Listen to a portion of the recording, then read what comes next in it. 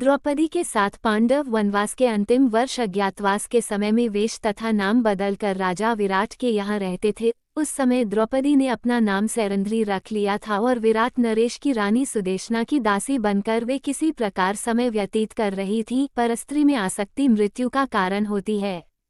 राजा विराट का प्रधान सेनापति कीचक सुदेशना का भाई था। एक तो वह राजा का साला था, दूसरे सेना उसके अधिकार में थी, तीसरे वह स्वयं प्रख्यात बलवान था और उसके समान ही बलवान उसके 105 भाई उसका अनुगमन करते थे। इन सब कारणों के कीचक निरंकुश तथा मदान्ध हो गया था। वह सदा मनमानी करता था। राजा विराट का भी उसे कोई भय या संकोच नहीं था, उल्टे राजा ही उससे दबे रहते थे और उसके अनुचित व्यवहारों पर भी कुछ कहने का साहस नहीं करते थे।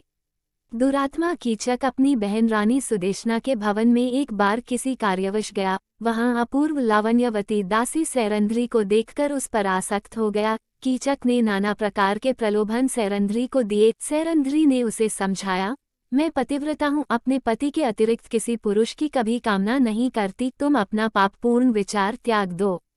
लेकिन कामांध कीचक ने उसकी बातों पर ध्यान नहीं दिया। उसने अपनी बहन सुदेशना को भी तैयार कर लिया कि वे सैरंध्री को उसके भवन में भेजेंगी। रानी सुदेशना ने सैरंध्री के अस्वीकार करने पर भी अधिकार प्रकट करते हुए डांटकर उसे कीचक के भवन में जाकर वहां से अपने लिए कुछ सामग्री लाने को भेजा। सैरंध्री जब कीचक के भवन में पहुंची तब वह दुष्ट उसके साथ बल प्रयोग करने पर उतारू हो गया। उसे धक्का देकर वह भागी और राजसभा में पहुंची, परंतु कीचक ने वहां पहुंचकर राजा विराट के सामने ही उसके केश पकड़कर भूमि पर पटक दिया और पैर की एक ठोकर लगा दी। राजा विराट कुछ भी बोलने का साहस न कर सके।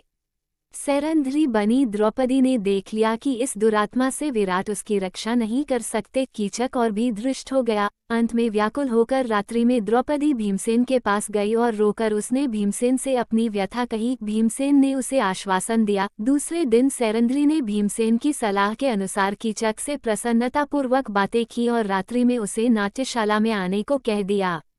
राजा विराट की नाट्यशाला अंतःपुर की कन्याओं के नृत्य एवं संगीत सीखने में काम आती थी। वहां दिन में कन्याएं गान विद्या का अभ्यास करती थीं, किंतु रात्रि में वह सुनी रहती थी। कन्याओं के विश्राम के लिए उसमें एक पलंग पड़ा था। रात्रि का अंधकार हो जाने पर भीमसेन चुपचाप आकर नाट्यशाला के उस पलंग पर सो गए। कामांध कीचक सज धज कर वहां आया और अंधेरे में पलंग पर बैठकर भीमसेन को सैरंध्री समझकर उसके ऊपर उसने हाथ रखा। उछलकर भीमसेन ने उसे नीचे पटक दिया और वे उस दुरात्मा की छाती पर चढ़ बैठे। कीचक बहुत बलवान था, भीमसेन से वह भिड़ गया। दोनों में मल्लयुद्ध होने लगा, किंतु भीमसेन ने उसे शीघ्र ही पछाड़ दिया और उसका गला घोंटकर उसे मार डाला। फिर उसका मस्तक तथा हाथ पैर इतने जोर से दबा दिए कि सब धड़ के भीतर घुस गए। कीचक का शरीर एक डरावना लोथड़ा बन गया।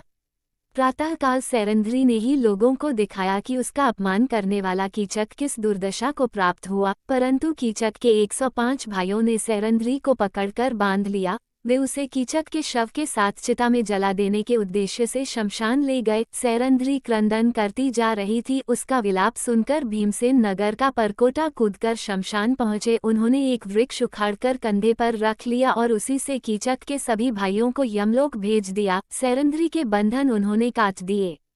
अपनी कामासक्ति के कारण दुरात्मा कीचक मारा गया और पापी भाई का पक्ष लेने के कारण उसके 105 भाई भी बुरी मौत मारे गए।